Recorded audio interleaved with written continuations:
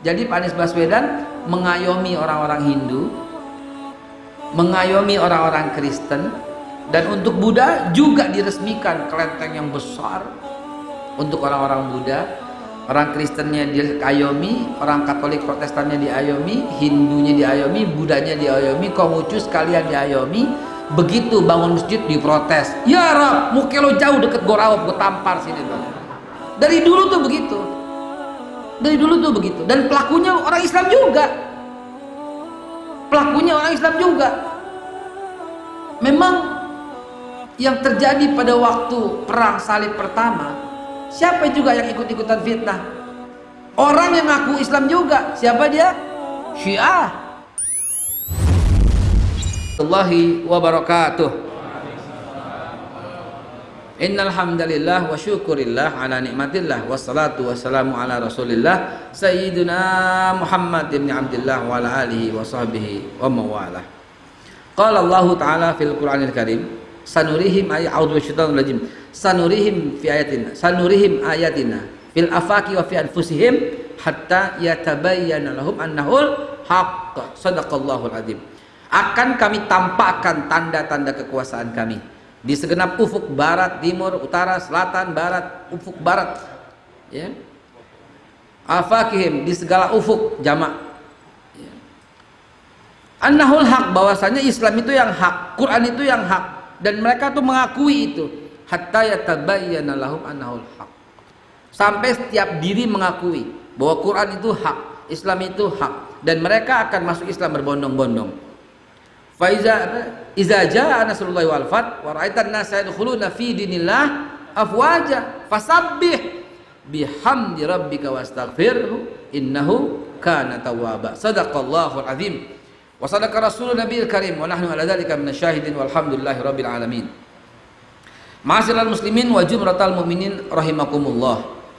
Kalau datang pertolongan Allah, ya, iza jaa nasrullahi wal fath, dan kemenangan, niscaya kau akan lihat orang-orang itu masuk ke dalam Islam berbondong-bondong, nggak terbendung, terus berbondong-bondong. Nah, saudara sekalian, itu berlaku dulu, sekarang, sampai yang masa akan datang.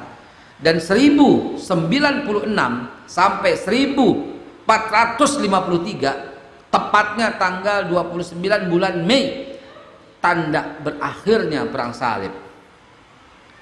Ya, November 1096 dimulai perang salib, Mei 1453 berakhir perang salib.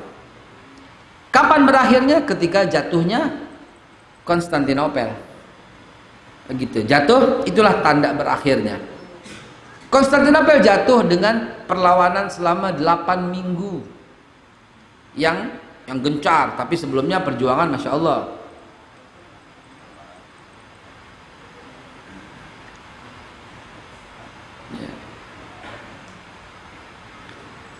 Jatuhnya Konstantinopel ini sebenarnya bukan jatuh, ya. Profesor Moshe Sharon, dia mentor saya, ya. Saya bermalam di rumahnya, jadi bukan katanya, bukan kaleng-kaleng. Itu mengatakan bahwa Islam datang itu, dia istilah dia, karena dia bahasa Inggris, to liberate, gitu, not to be conquered, tidak untuk menguasai, to live, untuk membebaskan. Islam datang selalu membebaskan. Nah, yang terjadi di Konstantinopel yang dilakukan oleh sultan yang sangat terkenal, siapa namanya? Fatih, Masya Allah, ya, atau Mehmet, ya, Mehmet II, ya, itu, ya, membuat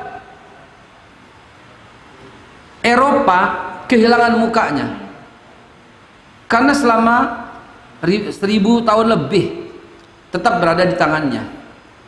Berapa tahun tuh, ya, kurang lebih, ya, Insya Allah 14 abad, ya. Kok 1000 tahun? 1400 tahun berarti, ya. 1400 tahun dikuasai oleh Romawi. Dan ini memang telah diramalkan oleh Rasulullah Sallallahu Alaihi Wasallam. Ini merombak seluruh wajah Bizantium. Dan jangan lupa Bapak Ibu sekalian, ini kan 1000, kejadiannya 1400. Kalau mundur 14 abad berarti sejak tahun 1, betul nggak? Kalau tahun 1 berarti Konstantinus. Nah, Konstantinus 1 gitu loh. Dan yang terjadi pada zaman itu Konstantinus 11. Ya, Konstantinus 11 itu pada waktu peralihannya.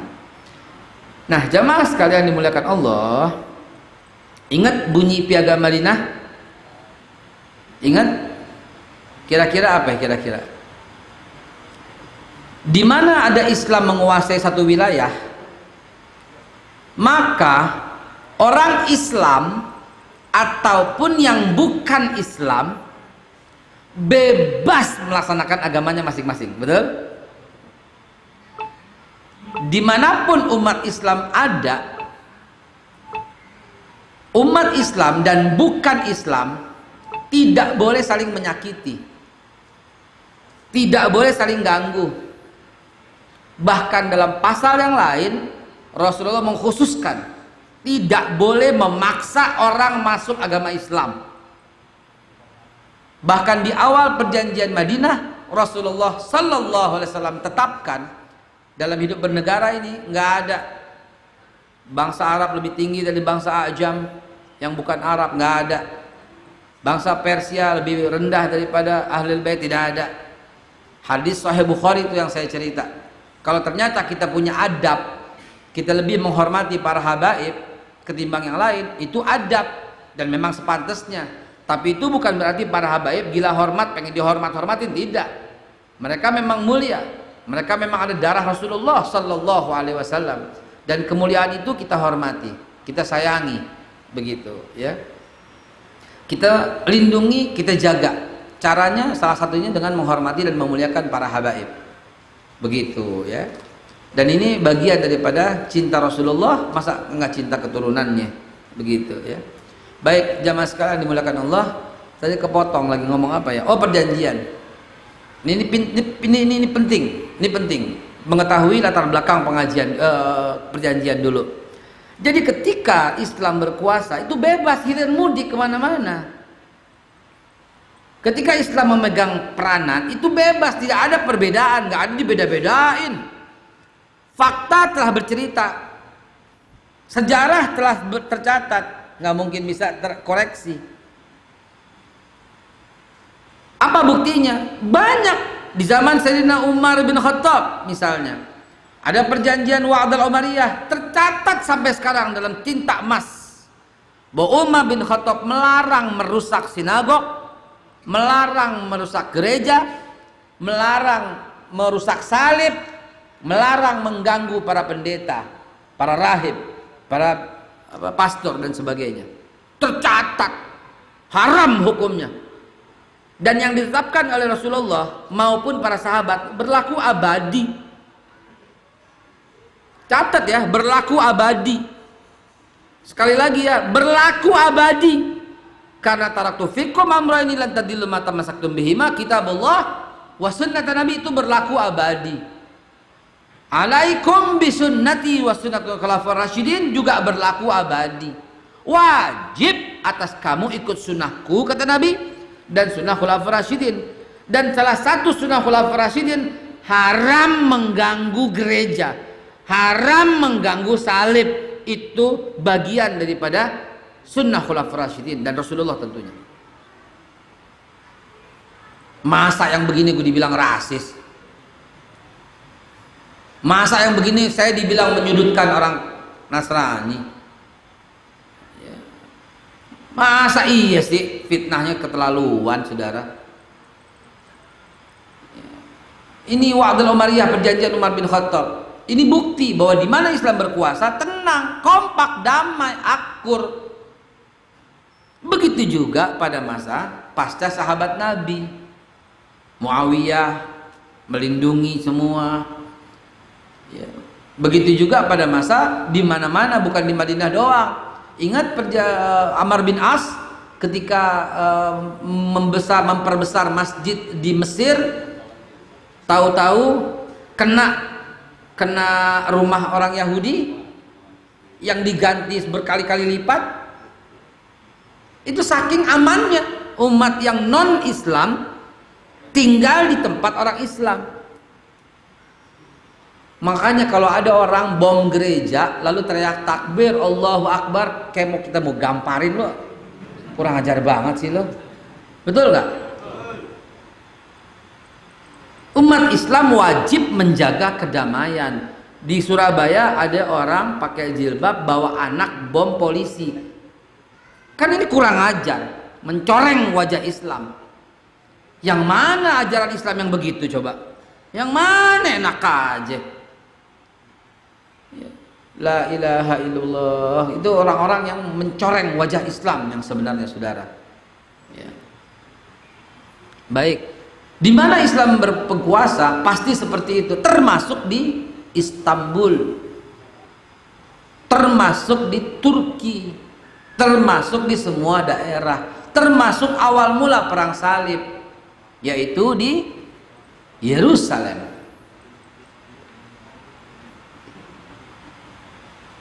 Jadi kok nggak mau damai gitu loh.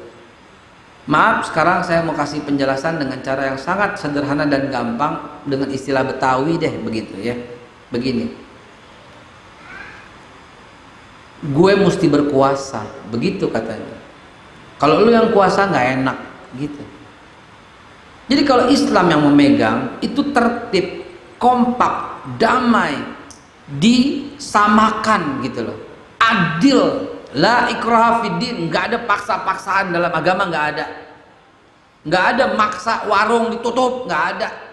Kalau ada yang maksa seperti itu, dia tidak bagian daripada akhlak Islami.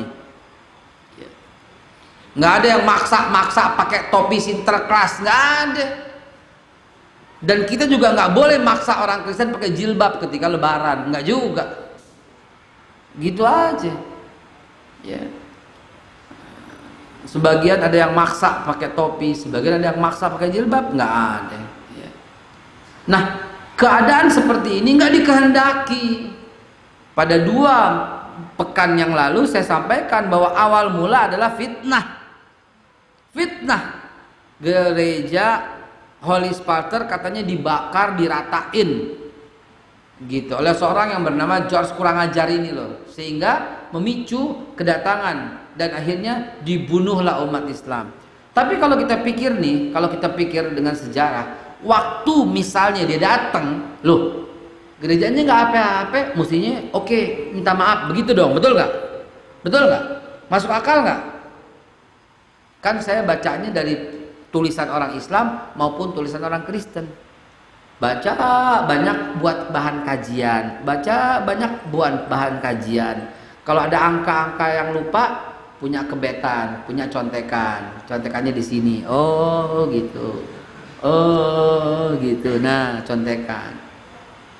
Buku yang dibaca The Name of Istanbul, ditulis tahun 1993, ya, ya, itu yang salah satunya.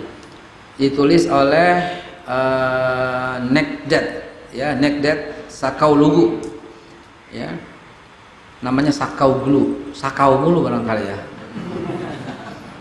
Yang ketawa tuh pelakunya tuh. Nah jadi teman-teman sekalian,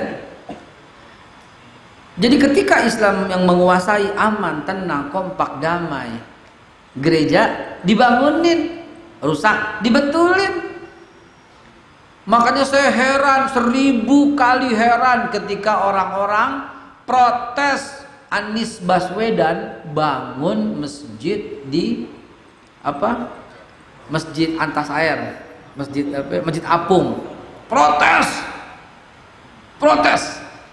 Sementara sebelumnya Pak Anies bikin pembakaran mayat untuk agama Hindu, nggak ada yang suara.